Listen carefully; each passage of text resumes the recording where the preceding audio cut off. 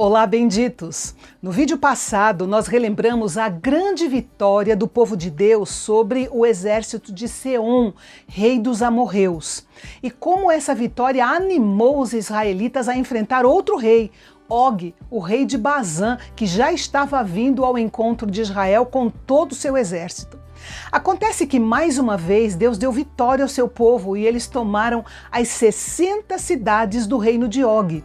Isso deu a Israel mais território para ocupar do lado leste do Jordão, além de deixar claro que eles poderiam, pelo poder de Deus, vencer os poderosos inimigos do outro lado do rio, dentro da terra prometida propriamente dita. O fato de as cidades terem muralhas altas e Og, o rei de Bazã, ser um gigante, não parece ter sido problema para a nova geração de israelitas.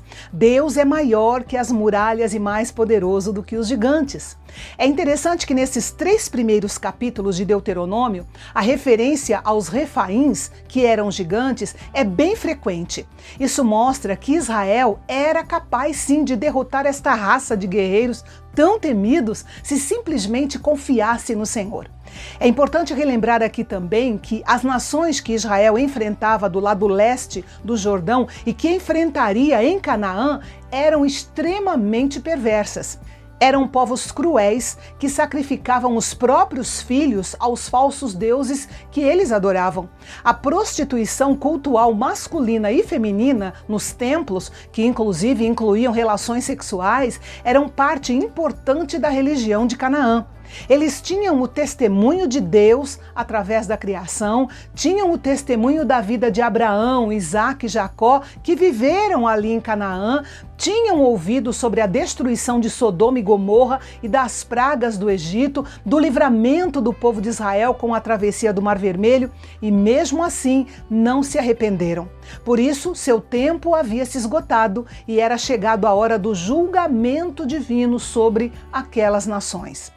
As vitórias sobre Seom e Og, os 2 reis poderosos das terras do lado leste do Rio Jordão, foram em si o primeiro passo da preparação para as batalhas que Israel teria ao chegar em Canaã. A geração mais nova estava tendo as suas primeiras experiências de combate e aprendendo rapidamente que podia confiar no Senhor para conquistar todos os seus inimigos. Tudo o que eles precisavam fazer era obedecer às ordens de Deus, crer em suas promessas e enfrentar bravamente o inimigo.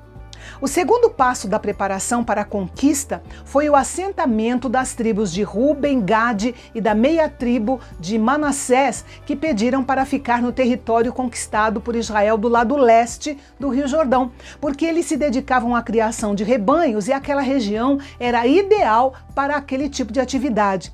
Eles tiveram então permissão de se instalar ali, desde que eles auxiliassem o restante do povo de Israel na conquista do outro lado do rio, em Canaã. Só depois, então, eles estariam liberados para voltar para suas casas e para as suas famílias. Eles concordaram e tudo ficou resolvido. O terceiro passo de preparação para a conquista de Canaã foi a nomeação de Josué como sucessor de Moisés. Josué tinha um grande trabalho pela frente: levar uma nação inteira para uma terra onde eles não seriam bem-vindos e onde teriam que lutar para possuir o que Deus havia legitimamente dado a eles. Com este enorme desafio, Josué foi encorajado a lembrar-se de tudo o que o Senhor Deus tinha dito e feito. Lembrar da fidelidade de Deus no passado é a chave para a vitória no presente e no futuro. E a última lembrança, bem dolorosa por sinal, que Moisés trouxe neste capítulo foi o seu apelo ao Senhor. Ele pediu que Deus permitisse a ele atravessar e ver a terra prometida.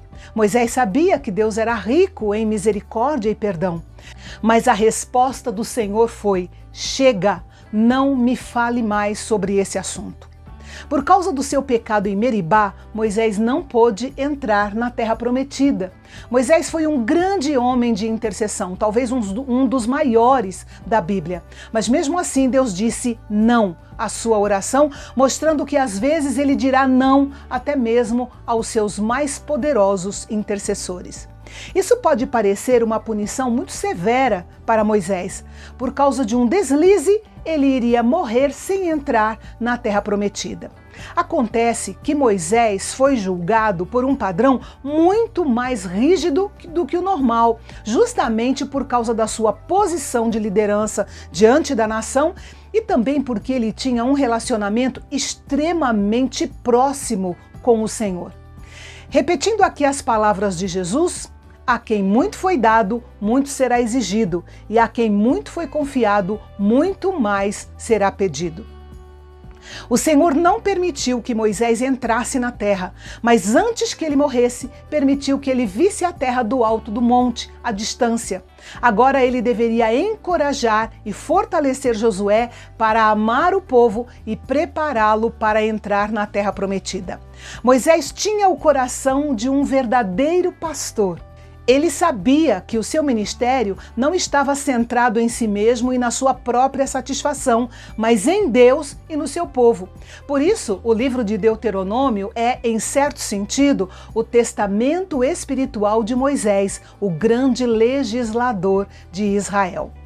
E eu gostaria de terminar a nossa reflexão de hoje dizendo que a igreja atual precisa olhar para o passado com o objetivo de lembrar tudo o que o Senhor fez por ela.